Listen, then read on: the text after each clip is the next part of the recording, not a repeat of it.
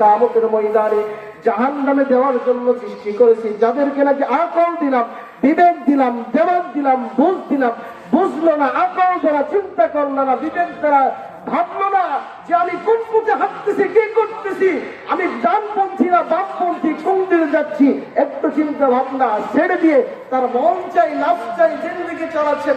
রব্বুল আলামিন বলেন এই সমস্ত মানবদেরকে, রব্বুল আলামিন বলেন এই সমস্ত মানুষদেরকে আমি জাহান্নামে যাওয়ার জন্য সৃষ্টি করেছি।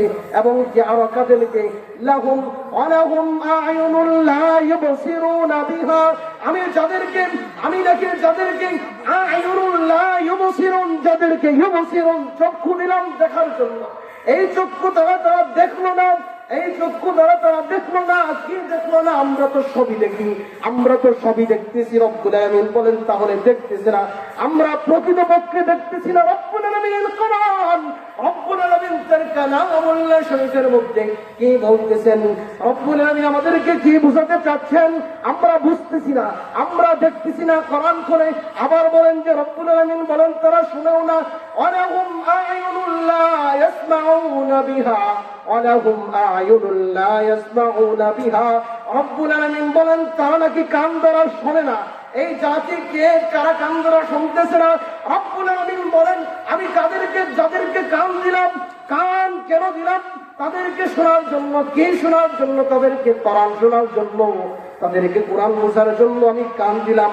এই কান দ্বারা মানুষ নাকি শোনে না, এই কান দ্বারা মানুষ শুনে না, বিবেক দ্বারা চিন্তা করে না, চক্ষু দ্বারা দেখে না।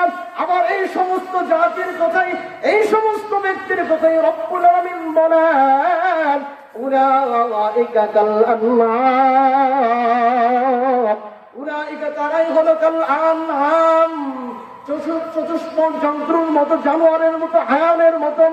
বালহুম আদল, বরঞ্চ তাদের চাইতেও তারা পথভ্রষ্ট, নিকৃষ্ট। উলাইকা কাল আনআম বালহুম আদল, তাদের চাইতেও নিকৃষ্ট।